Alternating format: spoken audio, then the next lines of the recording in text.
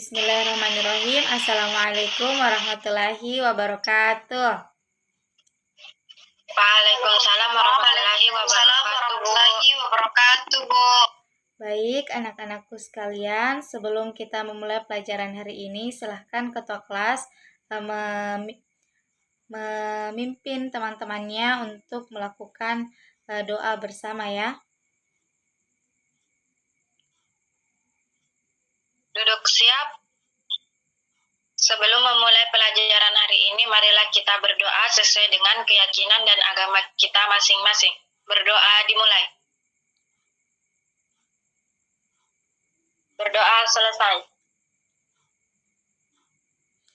Baik, untuk pertemuan kali ini, pertama-tama Ibu akan bertanya terlebih dahulu ya kepada anak-anakku sekalian. Apakah kalian sudah mengisi absen? Sudah, Bu. Ya, alhamdulillah, absennya Ibu kirim melalui link ya. Dan pada hari ini, sebelum Ibu memulai pelajaran, Ibu akan share screen dulu ya. Dan Ibu mohon kepada anak-anakku sekalian untuk on cam atau memperlihatkan wajah-wajah manis kalian semua. Selanjutnya Ibu akan share screen ya. Baik, anak-anakku sekalian, apakah sudah terlihat?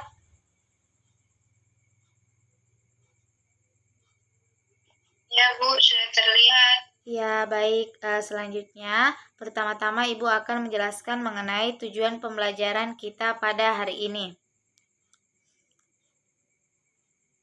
Jadi, tujuan pembelajaran kita yaitu setelah mempelajari bab ini atau materi ini, siswa diharapkan mampu untuk menjelaskan hakikat manusia sebagai makhluk individu dan makhluk sosial. Setelah menjelaskan tujuan pembelajaran yang akan kita capai, Ibu akan bertanya kepada anak-anakku sekalian, apakah manusia itu dapat hidup tanpa orang lain? Tidak bisa, Bu. Ya, betul sekali. Tentu saja kita sebagai manusia tidak dapat hidup tanpa adanya orang lain. Jadi ketika anak-anakku sekalian mampu untuk mengerti dan memahami materi pada hari ini, maka anak-anakku mampu untuk bisa bersosialisasi karena kita sebagai manusia tentunya saling membutuhkan antar satu sama lain. Baik, selanjutnya anak-anakku sekalian, di sini ada 3 pertanyaan yang perlu anak-anakku jawab ya. Dapat anak-anakku lihat dan simak berdasarkan PowerPoint yang sudah Ibu share. Jadi dari kalian semua, apakah ada yang bisa menjawab? Saya, Bu. Ya, baik. Siti Aminah akan menjawab nomor berapa, Nak? 1, 2, 3, Bu. Oke, baik. Dipersilahkan kepada Siti Aminah.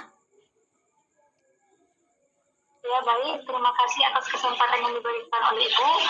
Jadi, saya akan menjawab pertanyaan yang telah diberikan, yaitu yang pertama,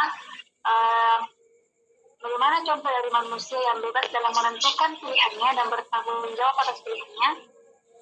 Contohnya yaitu seorang siswa tamatan SMA bebas memilih apakah ia akan kuliah atau bekerja. Namun, di balik kedua pilihan tersebut, siswa ini harus bertanggung jawab dengan keputusannya. Kemudian yang kedua, mengapa manusia disebut sebagai makhluk sosial? Jadi, dikatakan makhluk sosial karena manusia memiliki dorongan untuk saling berinteraksi dengan manusia lain, misalnya hidup berkelompok. Kemudian yang ketiga yaitu kapan gejala sosial kita ditemukan. Jadi gejala sosial dapat kita temukan dari aktivitas yang dilakukan oleh masyarakat. Baik, itulah jawaban dari saya, Bu. Terima kasih. Ya, baik. Ibu rasa itu adalah jawaban yang sangat bagus dikemukakan oleh Siti Aminah ya, dan Ibu sangat mengapresiasinya. Dan menurut Ibu, apa yang disampaikan oleh Siti Aminah itu sudah baik dan benar. Selanjutnya yaitu di sini terdapat aktivitas eksplorasi, asosiasi, dan komunikasi yang perlu dilakukan oleh anak-anakku sekalian. Hal ini berkaitan dengan bagaimana hakikat manusia sebagai makhluk individual dan sosial. Selain itu, hal ini juga berkaitan dengan bagaimana anak-anakku sekalian mampu melihat contoh-contoh apa saja yang dapat kita temui dalam kehidupan sehari-hari yang mampu menjadi suatu pembuktian mengenai manusia sebagai makhluk individual dan sosial dari sumber surat kabar dan media elektronik lainnya. Selanjutnya, di slide berikutnya ada poin-poin penting yang perlu anak-anakku sekalian perhatikan pada pembuatan tugas proyek ini ya. Ada 3 poin, yaitu yang pertama, sumber-sumber yang dapat dijadikan sebagai informasi dalam pengumpulan data. Kemudian sejauh mana sosiologi berguna dalam kehidupan sehari-hari, dan bagaimana rumusan kesimpulan dari tugas yang Ananda berikan. Ibu akan menjelaskan mengenai cara kerja dari tugas ini ya. Dan yang pertama-tama adalah Ibu ingin mendiskusikan tentang berapa lama jangka waktu yang akan kalian tawarkan dalam pembuatan proyek ini. Apakah 1 minggu ataukah 3 hari atau berapa? Mungkin ada saran? 3 hari, Bu, cukup. Oke, jadi 3 hari cukup ya. Kalau begitu kita sepakati Iya, bahwa Bu. jangka waktu dari pembuatan proyek ini yaitu 3 hari. Jadi Ibu harap setelah 3 hari tersebut tugas-tugas kalian sudah rampung, dan Ibu akan melakukan monitoring terhadap tugas-tugas kalian, dan kalian juga tentu saja bisa bertanya atau memberikan sebuah tanggapan seperti itu ya mengenai tugas yang akan kalian jalankan. Apakah sudah dimengerti? Mengerti, Bu. Mengerti, Bu. Ucapkan terima kasih atas kinerja kalian dalam mengerjakan tugas proyeknya ya.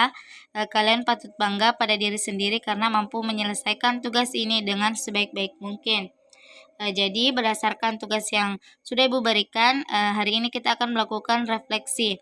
Jadi mungkin dari anak-anakku sekalian ada yang ingin menjelaskan tentang kesulitan apa saja yang dialami pada saat mengerjakan tugas. Apa ada yang ingin memberikan pengalamannya atau sharing seperti itu? Ya, Bu. Oke, Siti Aminah ya. Silahkan. Ya, baik.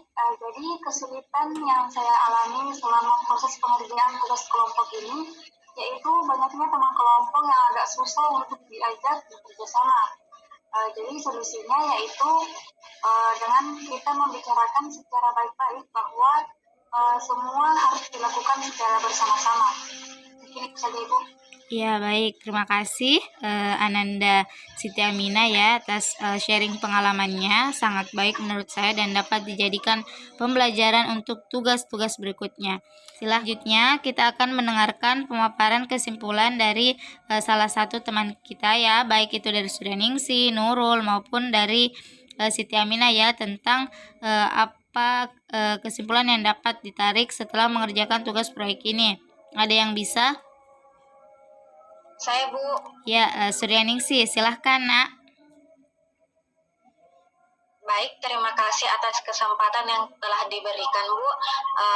Adapun kesimpulannya adalah berbagai fungsi sosiologi pada perencanaan sosial diantaranya mempertimbangkan berbagai gejala sosial yang terjadi di dalam masyarakat, memahami berbagai pola dari tingkah laku manusia dalam lingkungan masyarakat, melihat adanya berbagai perubahan pada tingkah laku manusia dalam lingkungan masyarakat. Sekian dan terima kasih. Ya, baik. Kesimpulan yang baik dari Suryaningsih ya, di mana dia menjelaskan tentang sejauh mana sosiologi ini berguna dalam kehidupan sehari-hari. Dan Ibu pikir sekian untuk hari ini ya. Jangan lupa belajar untuk materi kita pada minggu depan. Jangan lupa juga untuk selalu menjaga kesehatan. Terima kasih atas partisipasinya ya.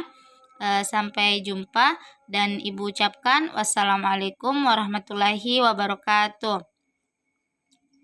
Waalaikumsalam warahmatullahi wabarakatuh. Terima kasih, Bu. Terima kasih banyak, Bu. Ya, semangat semua ya.